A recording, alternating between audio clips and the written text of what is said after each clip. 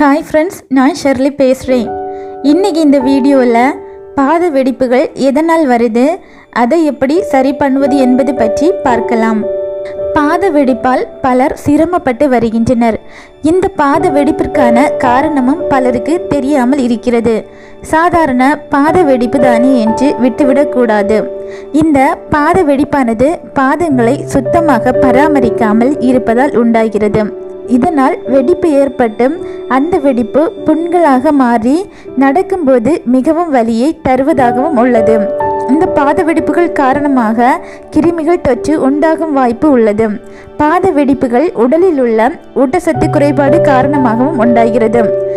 இப்போது பாத வெடிப்புகள் ஏன் வருகிறது என்பது பற்றி பார்ப்போம். கடினமான செருப்பு அணிவதால் கால் வெடிப்புகள் வரும். சிலருக்கு சோப்பில் உள்ள கெமிக்கல் ஒவ்வாமையினால் ஒரு சிலருக்கு வெடிப்பு உண்டாகும். சிலர் பாதங்களை சுத்தமாக வைத்துக் கொள்வது இல்லை, இதனாலும் கால் வெடிப்புகள் வரும். இனி கால் வெடிப்புகளை எப்படி சரி செய்வது என்பது பற்றி பார்ப்போம். வேப்பிலையில் மஞ்சள் சேர்த்து அரைத்து பூசினால் குணமாகும். நீங்கள் தினமும் சொரசொரப்பான கல்லில் காலை வைத்து தேய்த்தாலும் கால் வெடிப்பு மறையும். கால் வெடிப்பிற்கும் எலுமிச்சை சாறு, பயிற்றம்பருப்பு மாவும், வேப்பிலை, கஸ்தூரி மஞ்சள் ஆகியவற்றை கலந்து கால் வெடிப்புகளில் பூசி வர கால் வெடிப்பு மறைந்து பளபளப்பாகும். இரவில் கைபொறுக்கும் சூட்டில் வெந்நீரில் எலுமிச்சை சாறு பிழிந்து அதில் கால்களை ஊற வைத்து பிரஷினால் தேய்க்கவும். கால் வெடிப்பு மறையும் வரைக்கும் செய்யவும். பாதங்களை அழுக்காக்காமல் பார்த்து கொண்டாலே பாதி குறைந்துவிடும். ஒரு நாள் விட்டு ஒரு நாள் எலுமிச்சை பழ தோலால் பாதங்களை நன்றாக தேய்த்து கழுவ வேண்டும். இது கால் வெடிப்பில் உள்ள அழுக்குகளை நீக்கி பாதங்களை சுத்தமாக்கும், மேலும் கிருமிகளை ஒழிக்கும். கடுகு எண்ணெயை தினமும் கால் பாதம் மற்றும் கைகளில் தேய்த்து கழுவி வந்தால் சொரசொரப்பு தன்மை நீங்கி மிருதுவாகும். வெந்தய கீரையை அரைத்தும் கை கால்களில் தேய்த்து விட்டு 15 நிமிடம் கழித்து கழுவி வந்தாலும் முரட்டு தன்மை போய் கை கால்கள் பளிச்சென்று மாறும். மருதாணி இலையுடன் எலுமிச்சை சாறு விட்டு விழுதாக அரைத்து கால் வெடிப்பில் பூசி வர கால் வெடிப்பு குணமாகும். உருளைக்கிழங்கை காய வைத்தும் அதனை மாவு போன்று அரைத்தும் தண்ணீரில் குழைத்தும் பூசி வந்தாலும் வெடிப்பினால் ஏற்பட்ட கருமை நீங்கி பாதம் மெளிரும். தினமும் இரவு உறங்கும்போது பாதங்களில் மாய்ஸ்சரைசர் அல்லது வாஸ்லின் தடவி பின்னர் சாக்ஸ் அணிந்து உறங்க வேண்டும். இதனால் பாதங்கள் மிருதுவாகவும் பாதுகாப்பாகவும் இருக்கும். 1 teaspoon glycerin, 1 teaspoon rose water மற்றும் 1 டீஸ்பூன் எலுமிச்சை சாற்றை கலந்து கால் பித்த வெடிப்பின் மீது தடவுங்கள்.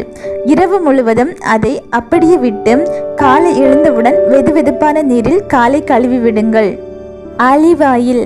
பாதங்கள் பித்த வெடிப்புடன் வறண்டு காணப்பட்டால் 1 டீஸ்பூன் ஆலிவ் எண்ணெய் அல்லது பாதாம் எண்ணெயை சேர்த்து வெதுவெதுப்பான நீரில் பாதங்களை 10 நிமிடம் வரை ஊற வைத்து கழுவிய பின்னர் அந்த பேஸ்டை பாதத்தில் தேய்க்கவும்.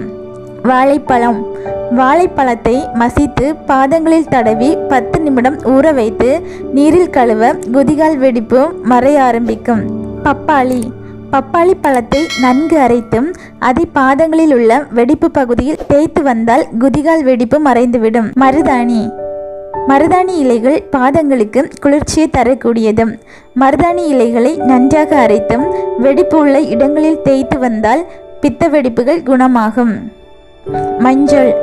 விளக்கெண்ணெய் மற்றும் தேங்காய் எண்ணெய் ஆகிய இரண்டையும் சம அளவில் எடுத்துக்கொண்டும் அதனுடன் மஞ்சளை சேர்த்து கலந்து பாதங்களில் தடவினால் பித்த வெடிப்புகள் நீங்கும்.